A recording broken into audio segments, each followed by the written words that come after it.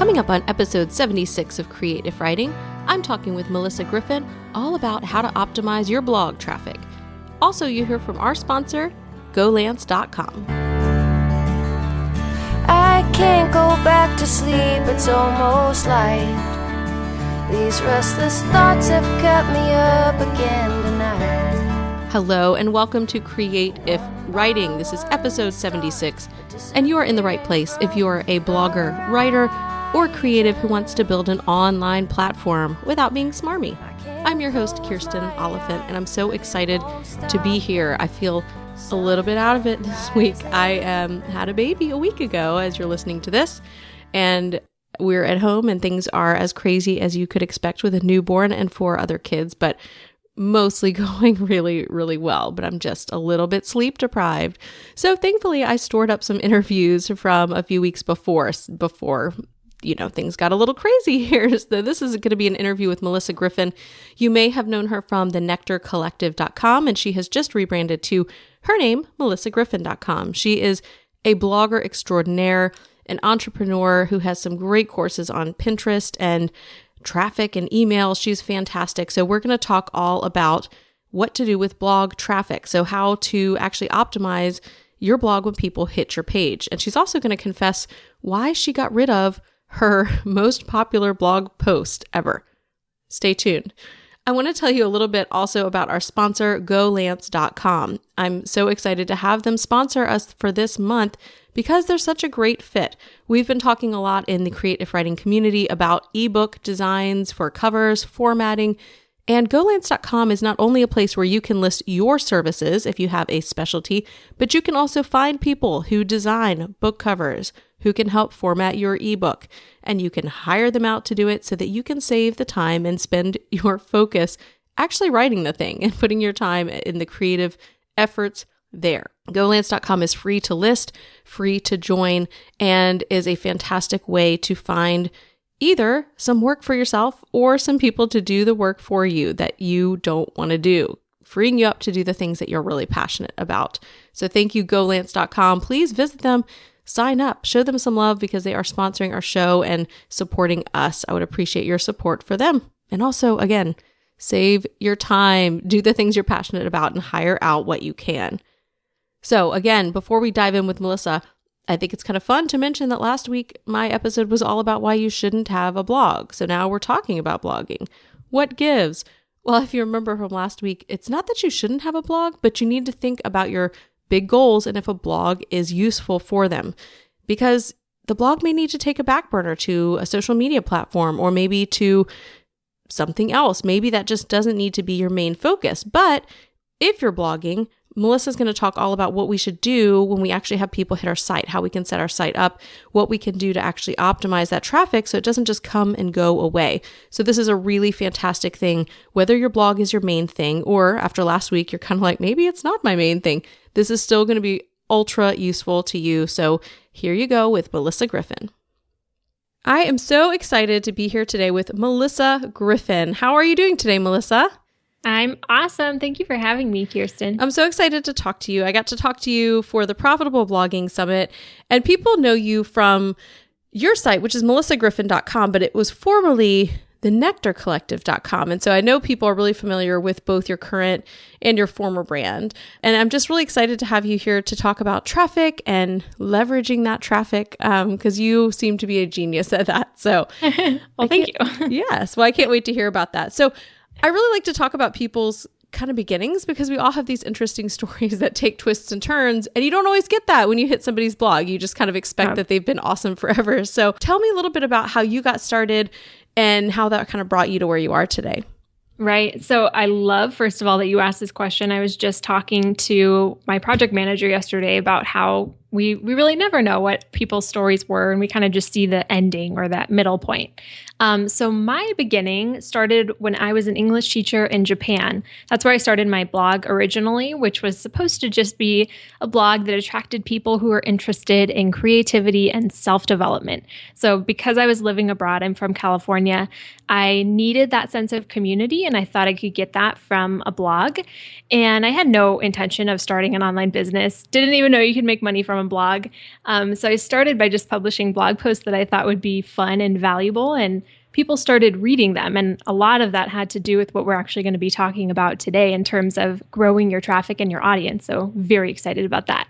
And then eventually I launched a graphic design studio to my blog audience. That turned into an Etsy shop where I was selling greeting cards and prints. And now what I do is I sell and create online courses for people who also want to turn their blog into an online business or who are aspiring entrepreneurs. So sometimes I think back, like, how did this all start? Like, how did I get to doing what I'm doing now? And it's weird because I'll think about my childhood or the things that I was doing as a kid, and they're like exactly what I'm doing now, just in a different way. So like when my brother was a kid, I'm about 3 or 4 years older than him. When he was younger, I would color code all of his books with like little stickers so that he knew what reading level they were. And then I would teach him how to read at this level, and then we'd like upgrade to the next level. And I remember like trying to teach my goldfish how to do math. Like I thought that was a thing. So That's I've amazing. always been, he didn't catch on as well as my brother did, but I've always loved teaching, and I've been an entrepreneur at heart. I started some creative businesses in high school and earlier than that with things like sewing and selling things on eBay. So these two things kind of came together in my life now, but they've always been passions of mine in some way, which is kind of interesting.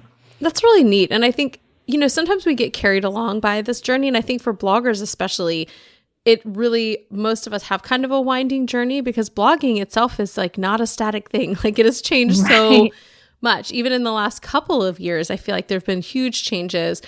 And sometimes you get carried away and you end up somewhere and you're like, this is not where I want to be. And sometimes you get kind of carried along and it's exactly like a perfect fit. And so it's neat to hear that that's kind of where you have landed, is kind of that organic journey that took you to a place that had, has you using all these gifts that you already had and had from childhood. And I feel like online courses too, this is kind of a side note, but there are so many courses on courses, and like, you should be creating courses, And I like to tell people, like, you could be creating courses, but if you don't like teaching, don't do it. I mean, it can be super lucrative, but I hear from people who are like, I have to create an online course because that's what people are doing.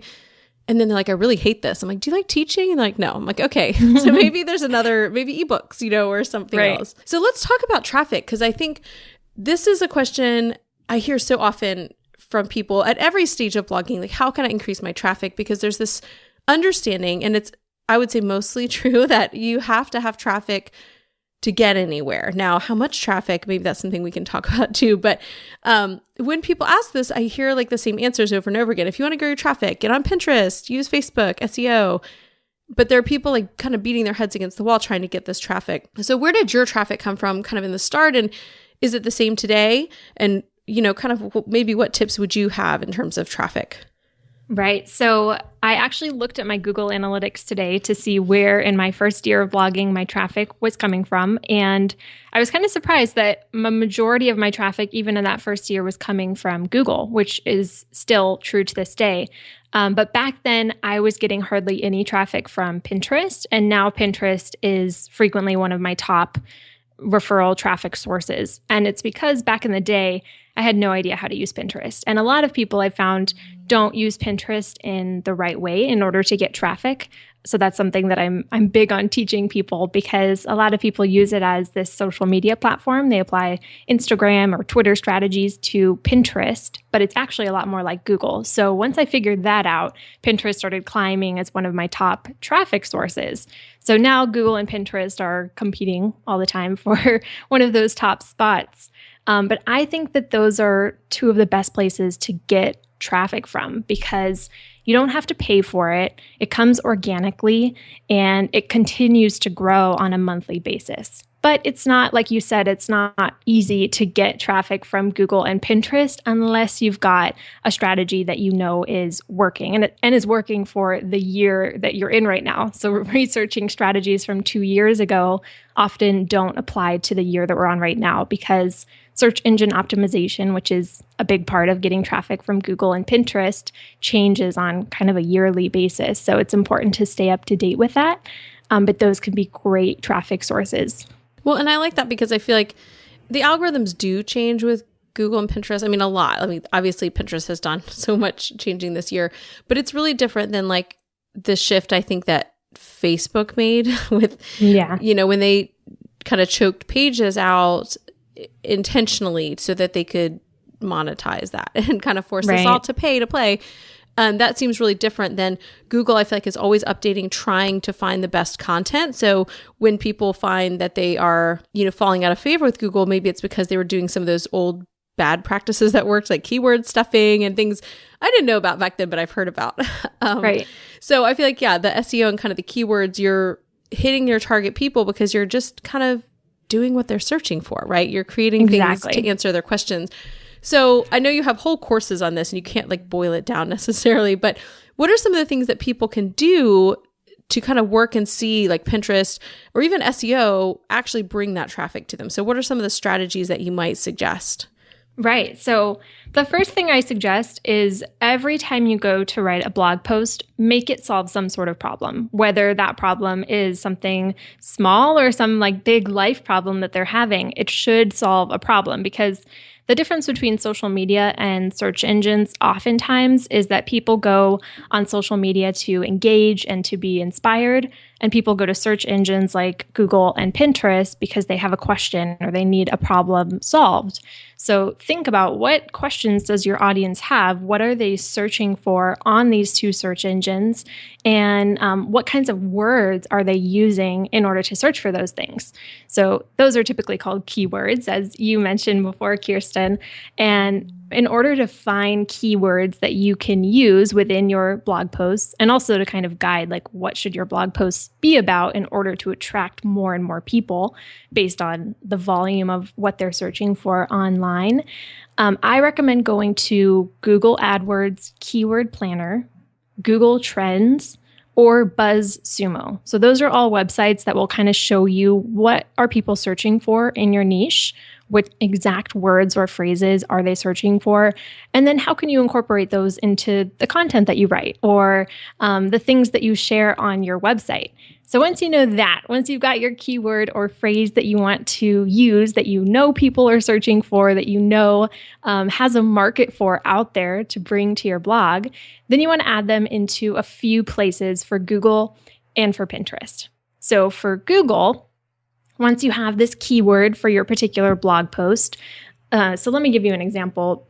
Let's say your blog post is about how to train your dog to or how to potty train your dog. Is that a thing? Potty training your dog? I think it is, yes. Okay. Definitely for people with puppies, absolutely. Yes. Or like housebreak your dog. Okay. So if that's your blog post, how to potty train your dog, then your keyword might be potty trained dog or house train dog or something like that, right? So you're using a few words as your keyword. And then once you know that keyword or phrase and you have your blog post topic, you've written it out, then you want to add that keyword into the title of your blog post, into the image names of the images that you're adding to that blog post. So like before you save them, it should be potty-train-dog.jpg. And then you upload those images. It should be within your post several times. So as you're typing out your post, you want to add that keyword into your actual blog post content. And I know we talked briefly about keyword stuffing. That is typically if you add your keyword like a ton of times into your blog post. So just be natural about it. Include it in maybe every paragraph or so. I think I've heard you should include it 1 to 2% of how many words are in your actual blog post. So 1 to 2% of the word should be your keyword. And then also add it into headlines within your post. So if you have like the H1 or H2 settings within your blog posts, add it into some of those headlines. And then if you can edit the meta description, add it in there and add it as the URL of your post. So before you publish your post, put that as just your / and then the keyword .com. That will be your, or not .com. So it would be your website.com/keyword, and that's your URL. So doing all of that, it sounds like a lot, but if you do it for every post, it's really quick. You can go through and just add your keywords naturally. And this is going to just start driving more and more traffic to your website because you're targeting things people are searching for. You're adding them all over the place within your content. So it's easy for Google to find it. And then it's just naturally going to start growing up those search engine rankings. And then for Pinterest, so it's just a few things that you need to do on Pinterest. I recommend creating a vertical image that has an image with the title of your blog post on top of it. And then put your keywords in that pinned description and then in your board descriptions. So your board descriptions, you can have a ton of keywords. And then I just put whatever keywords are relevant to the pins on that particular board. And doing that is going to really help you to gain more traffic from Pinterest too.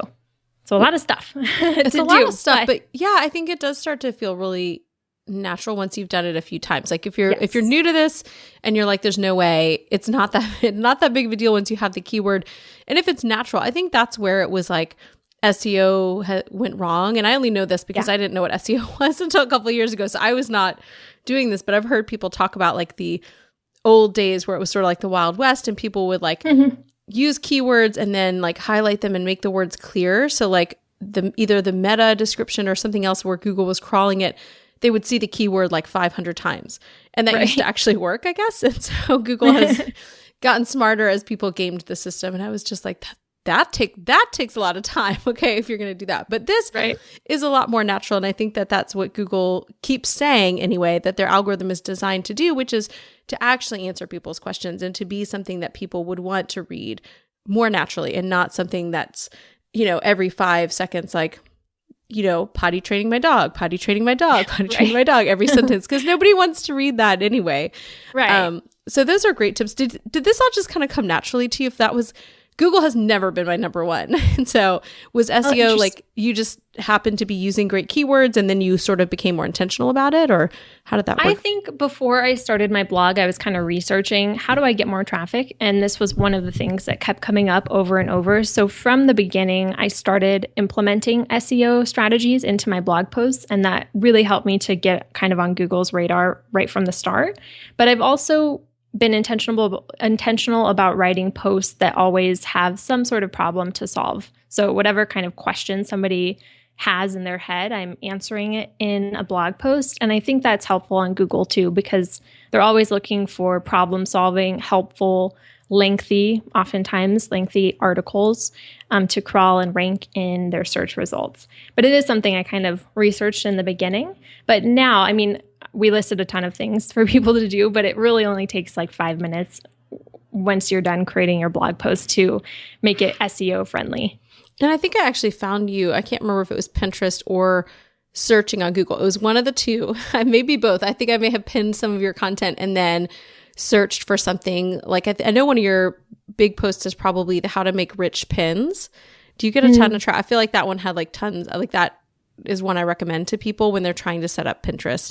But your post came up like number one, like the easy way to set up rich pins through Yoast. And so I see you come up a lot in Google search. I'm searching for things. They know I like you. So that's helpful. Sometimes it's like really random articles too. I used to blog about other things, and my most popular blog post before I really switched to talking about online business and blogging was 8 ways to use broccoli stems.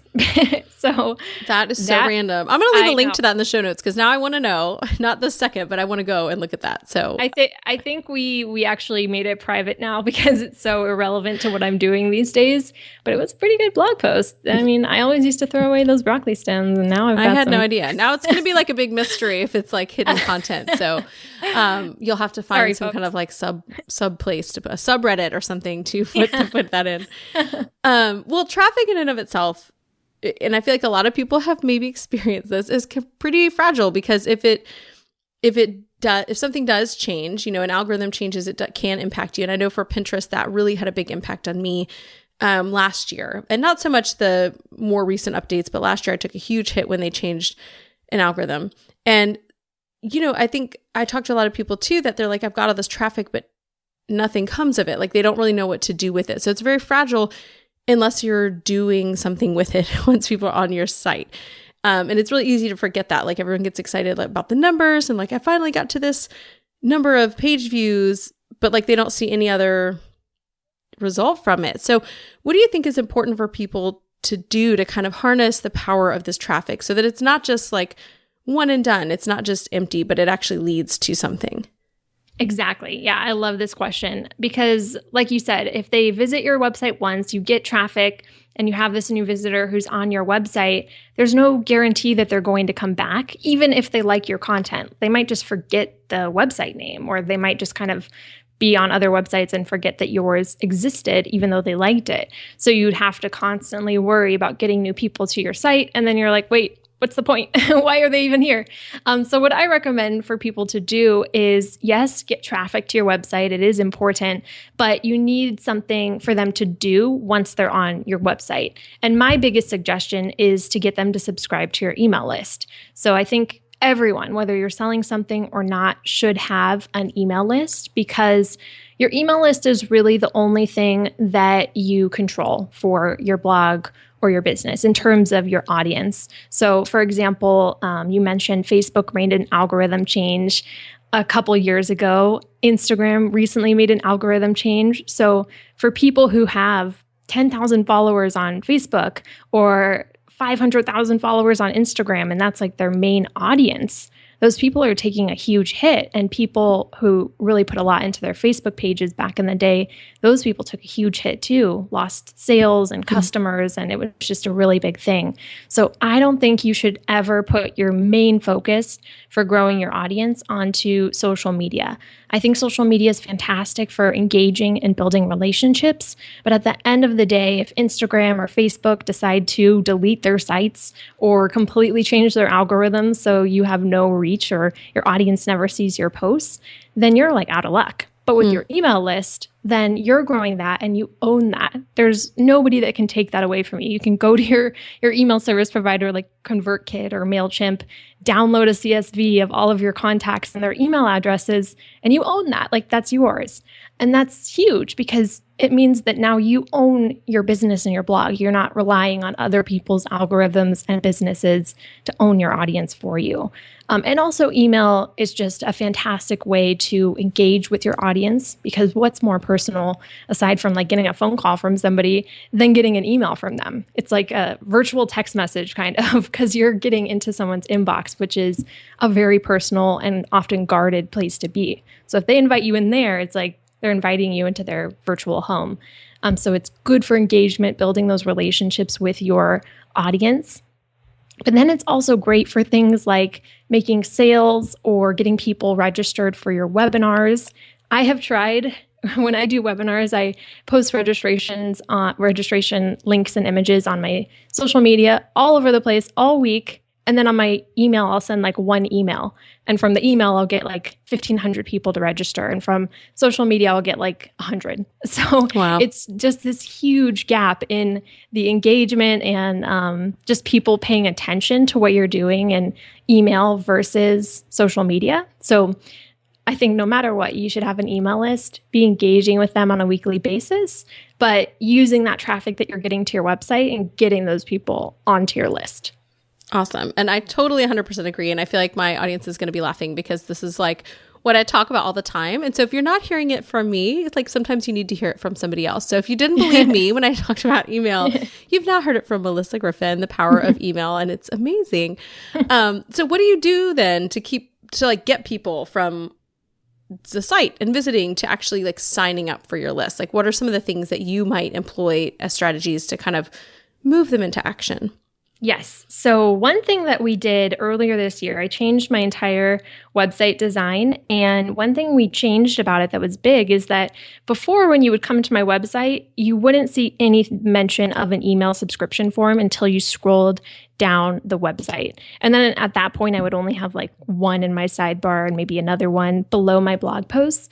But now a big thing that we wanted to create this new design for was for growing my email list. So right when you visit my site, there's a big email subscription form before you ever have to scroll down. It's like the main thing on the top of the website. And literally overnight, when I implemented that new design, I got double the amount of daily email subscribers just from that one change.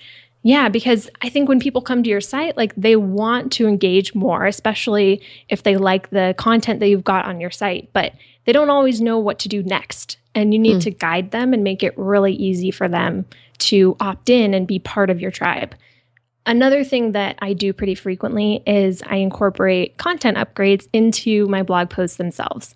So that one that's at the very top of my website, that works really well. It leads people to a resource library with all sorts of downloads they can get. But content upgrades are specific to one piece of content.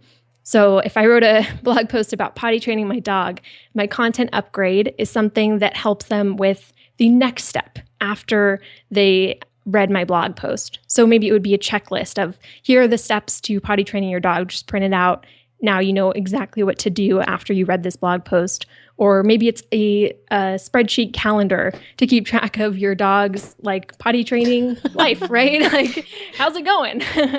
And that's something that you can download and keep track of. So it's kind of like after they read your blog post, what's the next step and how can you help them get to that next step? So that's what I like to think of with my content upgrades, but they can often come in forms like a checklist or a video or an audio recording or a cheat sheet or a worksheet, whatever, just like something that they can download that helps them with that next step. So I add that content upgrade with a button and I create that in lead pages. So they have lead pages had something called lead boxes, which includes like a little pop-up. They click a button and it pops up. So I put those several times within the post itself. Like, hey, if you're liking this post, I've got a free checklist for you. Just click this button, add your name and email, and it'll be sent to you straight away. And that really helps too to grow my email list. Well, are there any other like tools or plugins? I love hearing what people use. So lead pages is one that you use. Are there any other tools that you particularly use that you find pretty effective? So for email marketing, I used to use ConvertKit. Now we're using Infusionsoft, but I think for most purposes, ConvertKit is fantastic as an email service provider, and especially for people who want to start getting into more automation and tagging and kind of more advanced stuff. And then I also recommend SumoMe. They have some great opt-in forms, welcome mats, which you can use for that big section at the top to get people to opt in. And then OptinMonster. OptinMonster has a number of different forms you can use. And a cool thing that they have is you can A/B test them. So you can put like one offer in and then another offer in a different form and then see which one performs better. Because maybe you're that lead magnet that you put at the top of your website, maybe there's actually something else you have that will convert people better. So you can kind of test between those two things with something like OptinMonster.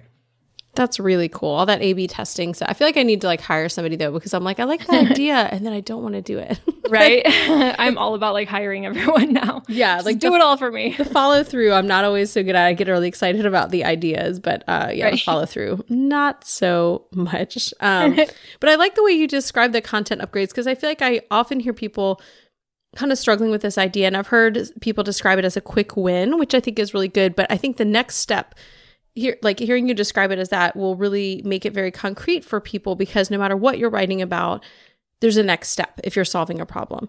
So I think that's a really helpful way to kind of think about how they can optimize, like, you know, particular blog posts for that. So yeah, that's just a really good way to think about it. Well, this has been super, super helpful in terms of, I think, just clarifying, like, we need traffic, but if you're just worried about traffic, it's kind of empty. So here are some things that you could do to kind of bridge that gap between the traffic, which you want to get, and then the email list, which you want to keep. And that's kind of like you're getting people there and then you're holding on to them tightly. And hopefully, I mean, you know, if they're on your email list and they are not your people, they unsubscribe quickly. I always talk to people about that. Like if it's not a fit, then people unsubscribe. So don't be sad if they unsubscribe, because it just means they're not your people. And you don't want to pay for them. Like once you get up, I know Infusionsoft, like they have such great affiliate programs, which I think is like a really smart move when you're moving into that, doing a lot more of that to move up. But I know how expensive that is, and people find ConvertKit expensive. So any of these tools are expensive, and you don't want to pay for people who are not like your people. Right. And I like that you said that. I actually, in my welcome email, so whenever somebody subscribes to my email list, they get a couple welcome emails over the next 2 days. And the first email I ask them to unsubscribe. So I tell them like, here's a little about me. Here's what I do. Here's what you can expect from me on a weekly basis. Here are some things that I believe. So you kind of get that personal perspective. And if this doesn't resonate with you, here's a button you can click to unsubscribe. If this is not your community, totally cool. Let's just part ways now so we're not wasting each other's time.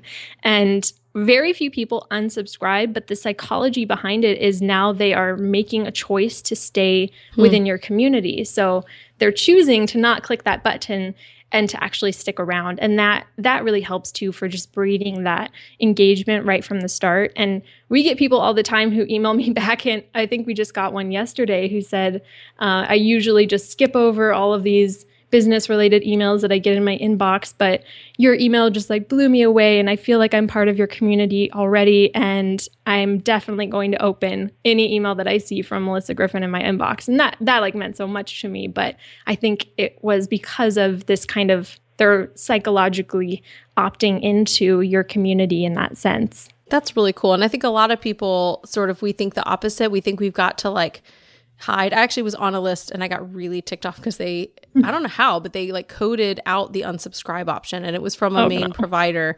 And I emailed them a couple times. I emailed their provider, and then I actually reported it. I felt a little bad, but I was like, this is someone who knows better. Like it was somebody with like hundreds of thousands of emails. And I was like, you can't do this. Yeah, so that's terrible. I feel like most of us, we like don't want people to take that option, but I love the idea of giving them the option to either end it early or to really commit and bring that up. So that probably brings you like a better quality of subscriber. And that's really what you want, because otherwise that's like traffic. It's empty if people don't open or don't do anything. So yes, exactly. Well, I could talk about email all day, but I want to hear, I would love to hear what is inspiring you this week. I like to ask that to kind of end the interviews, just to kind of hear what's going on in people's personal lives. It may have to do with business or be totally separate, but what's inspiring you this week? So one thing, it's kind of been a little journey almost that I've been going on for the past couple months, but I went to a conference last month. It was Lewis Howes' Summit of Greatness conference, and that helped me to kind of get back to the core of myself. I was feeling a little depressed and kind of like I wasn't feeling like myself for a few months. And I realized at that conference, because I just felt so happy and alive there, it brought me this different mentality. And I realized that a lot of that had to do with A, being more introspective at that conference, but B, being surrounded by people that were fun and open-minded and positive. And I don't do that enough because I work from home, so I'm alone a lot. And I don't make the effort to go do things. But in my head, I'll say, like, I need to get out and hang out with some friends this week, or I need to do this, or spend more time with my family, but I don't do it. So after that conference, it really opened me up to the idea of choosing your happiness, and you choose where you're at in life. And since then, I've signed up for like 3 other conferences. I've scheduled 2 trips out of the country. I've looked at meetup.com to find any kind of meetup that might be interesting to meet other people in my community. I've reached out to people that I knew of online, but I asked them to take that relationship offline so we could get lunch. And now I've got some new business friends that I've been talking to on the regular. And it's done so much for just my personal happiness and finding more of that intention and balance in my life. So I'd say if you're ever feeling unmotivated, or you're feeling kind of lost, or like you're losing a piece of yourself because you're either working all the time and then feeling guilty because you're not doing other things for your life, or you're doing other fun things and you're like feeling guilty because you feel like you should be working more, be more intentional about reaching out and doing fun stuff and scheduling it into your planner and making that part of your life too. And I think that's just going to add so much happiness to anyone who does that. And it's definitely added a lot of happiness to my life in the recent months too. That's really encouraging to hear. And especially because I feel like so many of us, we do kind of like live behind the laptop, and we just kind of have these online lives, and we have online friends, and, you know, we could sit in the house all day and just be online. And there's this whole offline world, which I mean, it's obvious that it's there, but I feel like we're in such a culture, like we don't realize how often we don't connect personally. Right. Yeah. So that's a great lesson and a great takeaway from people. So if you're listening, you can implement some awesome stuff on your blog and then go out to lunch with somebody so you can get out of the house. Yes. Perfect. Well, Melyssa, thank you so much for taking the time. It's been really great to talk to you. You too, Kirsten. I really appreciate this. All right. I hope you are now armed with some fantastic ideas and resources and just things that'll get you kind of thinking about not just building traffic, because I think that's something people talk about all the time. And I think we need an episode coming up about how to actually get traffic. But I think it's important to know it's not just about those numbers. I see people all the time just trying to get to this number, and sometimes they don't know why they're trying to get to that number. I mean, it just sounds good to say, okay, I got to this number of page views. So what? What did you do with the traffic? What happened next? Did they leave the next month? If you've had a post go viral, I had a post go viral and I didn't really see much difference. I mean, it gave me page views for that month. I got some bigger ad revenue.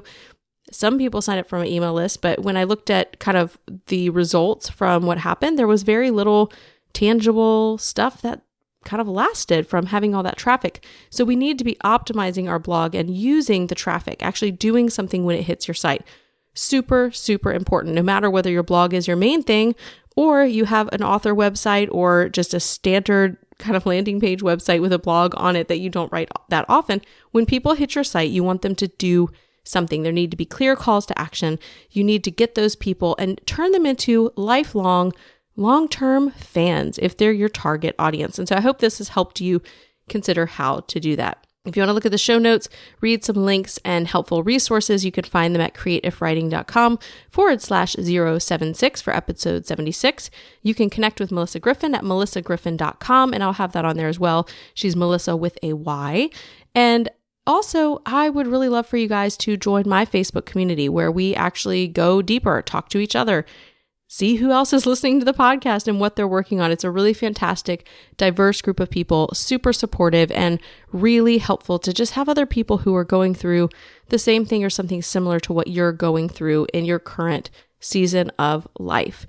You can find that at creativewriting.com/community.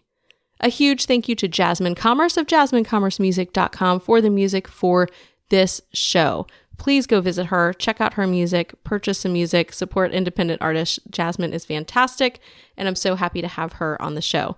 Thank you also to GoLance.com, our sponsor for the month. Go save yourself some time and hire someone to do that work that you do not want to do. Find them on GoLance.com.